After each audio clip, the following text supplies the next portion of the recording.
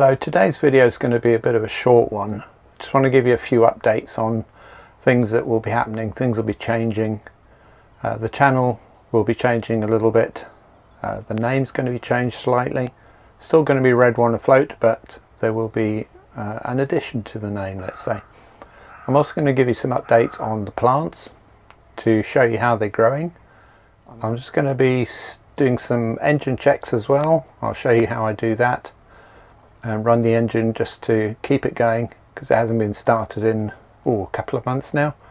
So let me show you how I do that. I'll just make my way up the back steps to the stern of the boat, where I'm going to show you how I do my engine checks and start the engine to run it for a little while.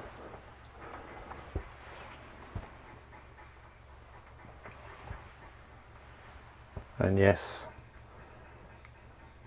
windows are dirty, they do need cleaning. Quite a dull day, but it's still very pleasant to be out on the boat. I'm just going to roll up this curtain to give myself some more room so I can open the doors as well.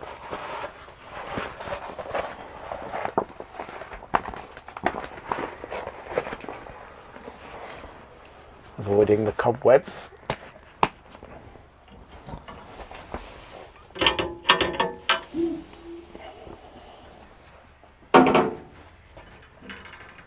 I need to get into the engine bay, which is underneath this board here, and it can be a little tricky to lift this up and get it out of the way. So it is quite a tight fit.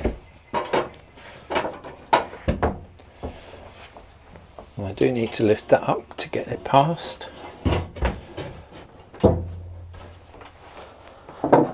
Being careful not to fall down the hole.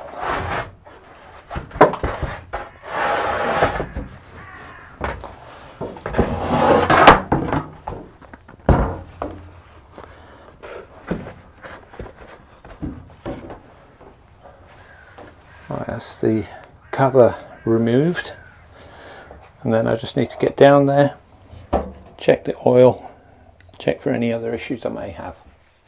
As you can see, I'm now down in the engine bay. All I'm doing is checking for any water that might have come into the boat. And it's absolutely dry, which is a good thing. I just take out my oil dipstick using my trusty kitchen towel. Just wipe that, and then I'll just do a dip test. Right, that's oil is perfect. Clean as well, which is a good thing. Now in most boats you've got what's called a greaser that greases the stern gland, which is where you see that red handle. That's basically where the prop shaft comes into the boat, or goes out of the boat I should say. I don't actually have a grease stern gland. Mine's done with water. I don't know much about it, I must admit, but I will try and do some investigation.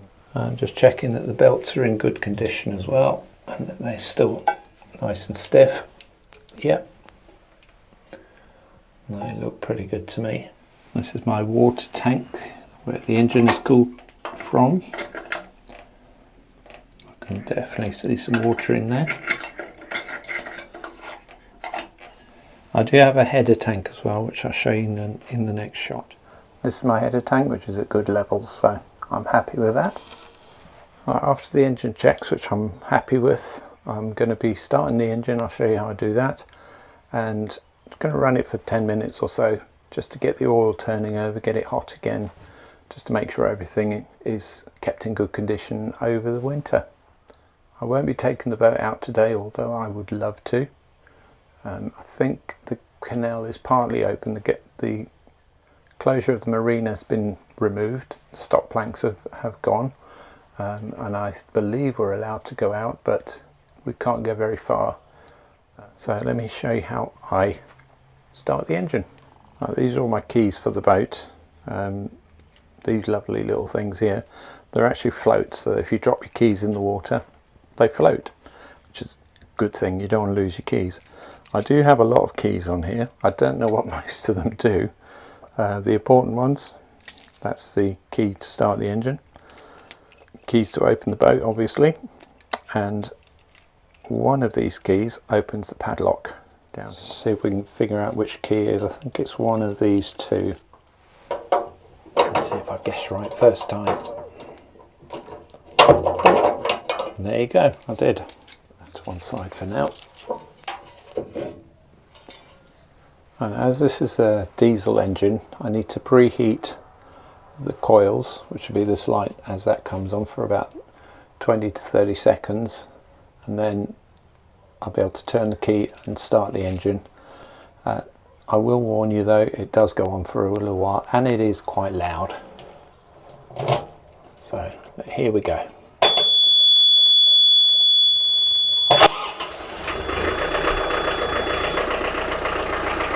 Hopefully you can hear me. Because I've got the board up, it is very, very loud.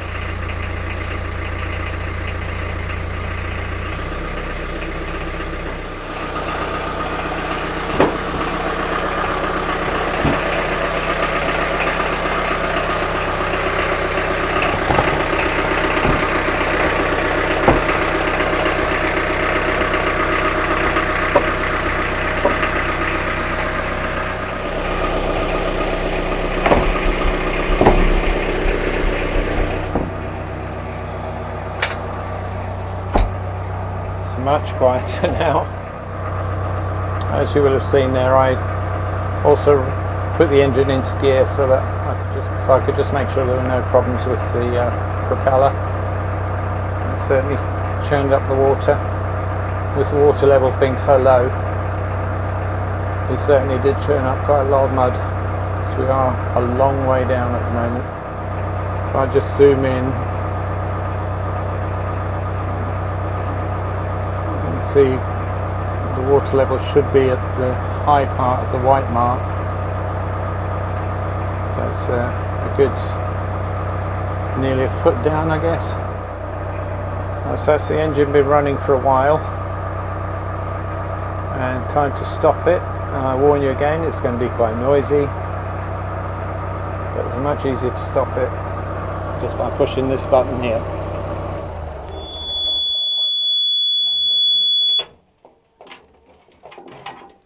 There you go, that easy. And last week, or about 7 days ago, I showed you how I set up my hydroponic system, which is what this is. In case you haven't watched the previous video, that's where you grow plants with just water, no soil. If I just take off this one here, you can see there's plants already coming up, and it's only been 7 days. That brown stuff in there is not actually soil, it's like a spongy medium that you plant your seeds into, and they've started coming through already. There are a few others coming through, so I'll probably take off these like mini greenhouses as I call them. So there's a plant coming through there, and I think I've got another one or two elsewhere. There's one coming through there and there. It looks like there might be one coming through there,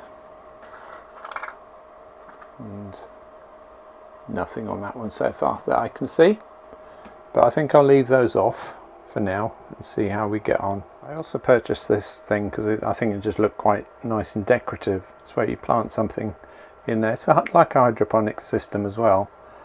My mini carrots that I got from a couple of weeks ago, I've picked out 5 of them, as you can see.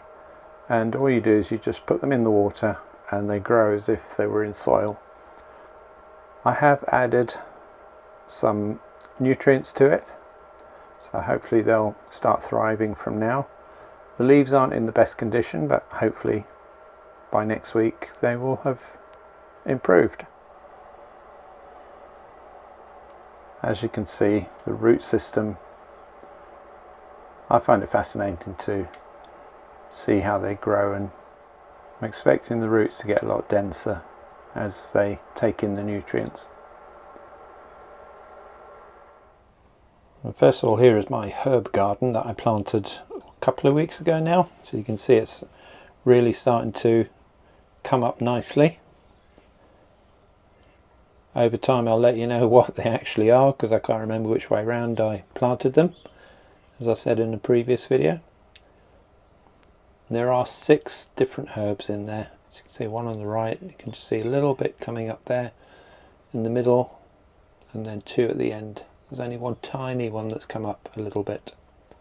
I'm going to be lifting that up so that it's got more light, so they don't just become all straggly. And sadly, my little strawberry plant in the end there looks like it has not survived. My terrarium though is absolutely fantastic. It's much better than I thought it might be. As you can see, the plants have really thrived in there. I think perhaps I've got a little bit too much soil in there, which I might take out at some future point. I've got temporary cover for the top. I'll just lift that off. You can see the dampness in there, the way the moisture is condensing. The plants are thriving. But I will see over maybe in a couple of weeks' time. I'll see if I can drop the level by taking some of the soil out. I hope you enjoyed this week's very short video with the updates on the plants and my herb garden. I would love to tell you what my channel is going to be changing to, or how things are changing. I haven't got that fully fleshed out, I must admit, just yet. I've got ideas on what I'd like to do to make it a better experience for yourselves. For now, if you'd like to find out, please subscribe, tune in next week and find out what's going to be happening. Take care. Bye.